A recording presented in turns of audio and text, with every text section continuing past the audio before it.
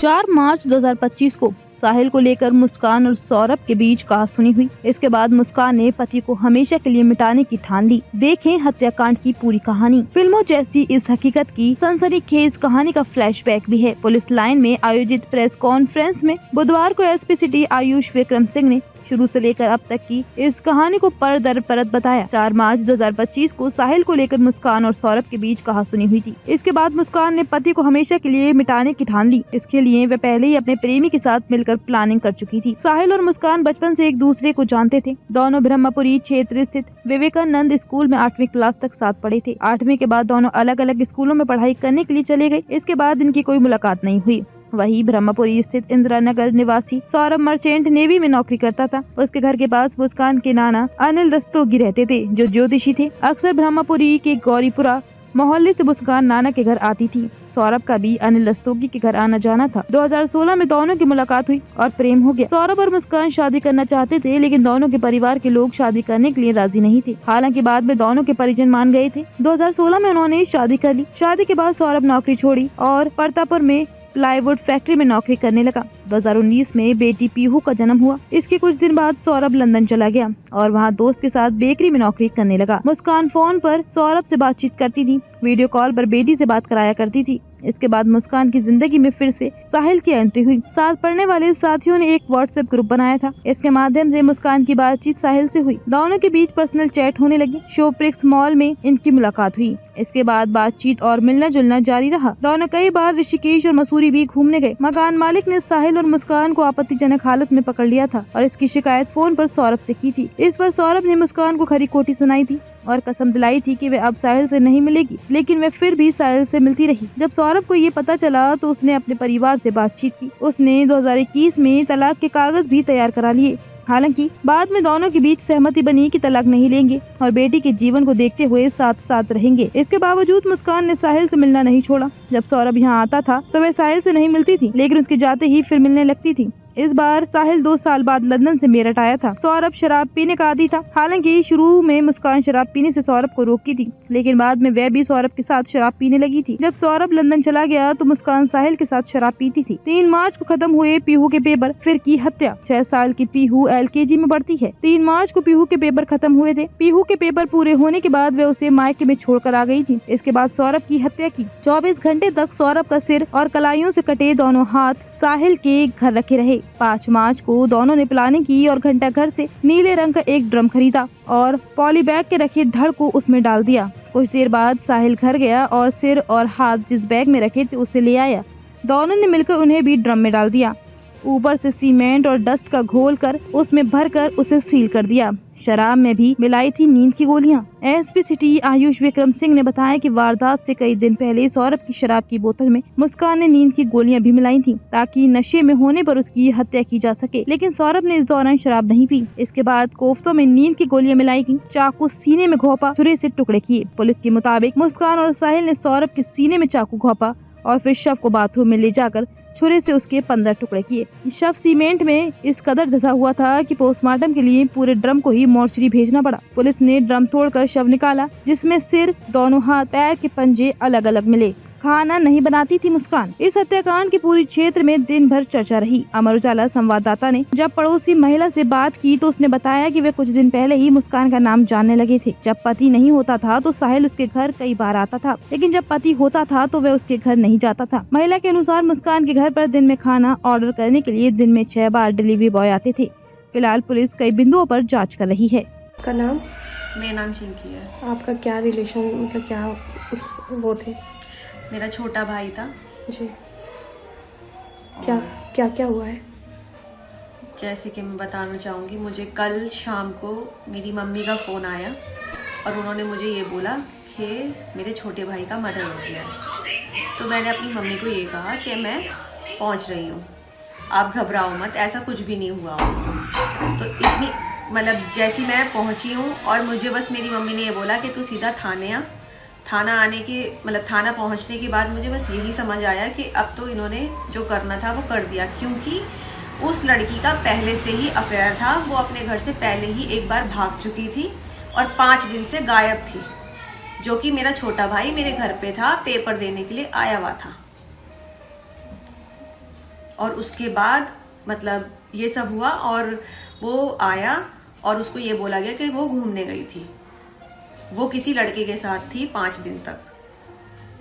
और उसके बाद अब उसे हमने यही बोला था कि तू इतना पैसा कमा के ला रहा है तो तू सावधान रहना और उस पैसे का किसी से जिक्र मत करना, तू हमसे कर पर तू किसी गैर आदमी पे मत करना। और पता नहीं उसे कैसे बहला फुसला के पूरा का पूरा पैसा उन्होंने हड़प लिया।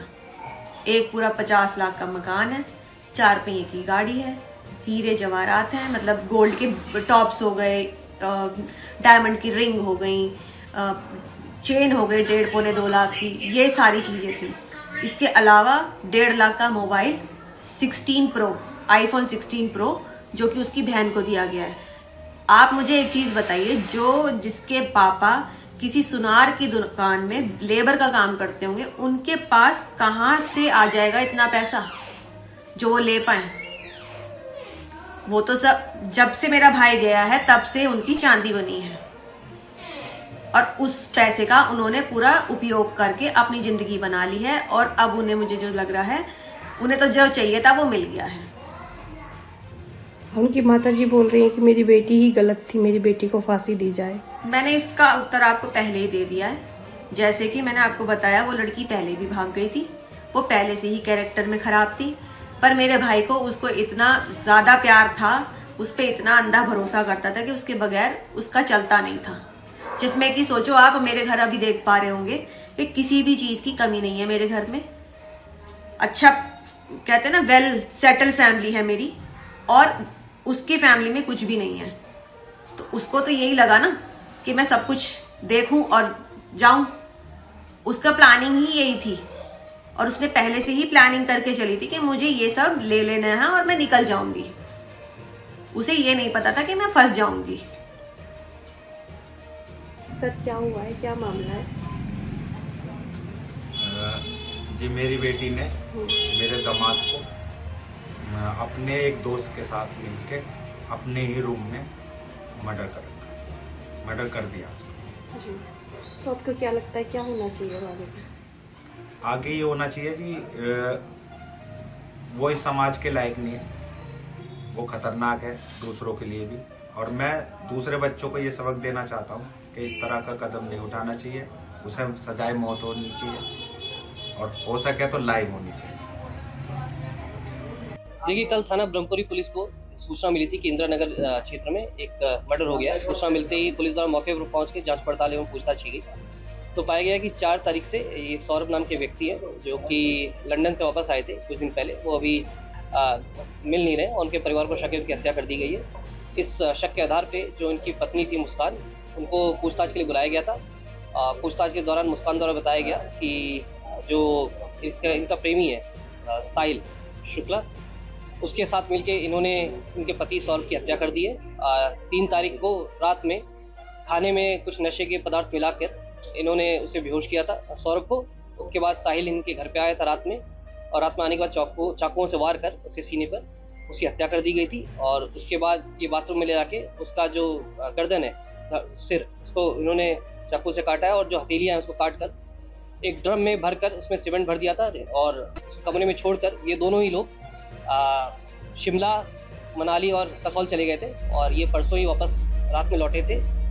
कल महिला द्वारा अपने परिजनों को भी गुमराह करने की कोशिश की गई थी कि जो सौरभ है उसकी हत्या इसके परिजनों ने ठीक कर दी है, परंतु इसका खुलासा पुलिस द्वारा कर लिया गया है। इन दोनों को ही अब माननीय न्यायालय के सामने पेश किया जाएगा। जो हथियार है और ड्रम है और जो शव है वो हमें बरामद कर लिया है। शव को पोस्टमार्टम के लिए भेजा जा चुका है और जो बाकी की चीज़ें उसमें पुलिस ने अपने कब्जे में ले लिए। FSL के लिए जो फ़ोन है इन दोनों के ही फ़ोन, साहिल के और मुस्कान की फ़ोन, वो FSL के लिए भेजा जा रहा है। इन्होंने कहाँ से शॉपिंग की थी, ड्रम कहाँ से लेके आए थे, सीमेंट कहाँ से लेके आए थे, सभी तथ्यों की जाँच की जा रही है। वो विवेचना का पार्ट है और इसमें जो भी तथ्य सामने आएंगे विवेचना में शामिल किया जाएगा। जैसे मैंने बताया कि इन्होंने गर्दन काटी थी उसकी और जो हथेलियाँ थी दोनों वो काट के ड्रम में डाल दिया। नहीं, ये 2016 में 16 से 19 तक इसके द्वारा बताया गया था कि मर्चेंट नेवी में था, परंतु केवल 6 महीने दुबई में गए थे और ये पिछले 2 साल से लंदन में एक बेकरी थी उसमें काम करते थे। पिछले 24 तारीख को ही वापस आए थे और 25 तारीख को भी जो ये है इनकी वाइफ मुस्कान, उनके द्वारा प्रयास किया गया था और ये प्लानिंग करीब नवंबर से ये कर रहे थे इनको मारने की। जो अभी जानकारी स्टार्टिंग में दी इन्होंने कि ये शराब पीते थे, उससे नाखुश थी महिला, और ये उनकी जो फाइनेंशियल स्टेटस था वो सही नहीं था। इनके जो फैमिली थी, जो महिला थी, इसके ही परिजनों द्वारा इनका खर्चा पूरा उठाया जा रहा था, और पिछले 2 साल से भी लगातार ये बाहर था। इसका संबंध साहिल से 2019 से था। साहिल लगातार इसे घर पे आता जाता रहा। इस चीज़ की जानकारी सौरभ को हो चुकी थी। 2021 में भी सौरभ द्वारा डाइवोर्स फाइल किया गया था, परंतु इनके परिजनों द्वारा समझा बुझा के इनको वापस ले आया गया था। सौरभ इस बात से लगातार नाखुश चल रहा था। उसने लगातार इसको भी कन्फ्रंट किया था, साहिल को, कि क्यों मेरी वाइफ के पास तुम आते जाते हो, और एक बार लैंडलॉर्ड ने भी इनको पकड़ा था।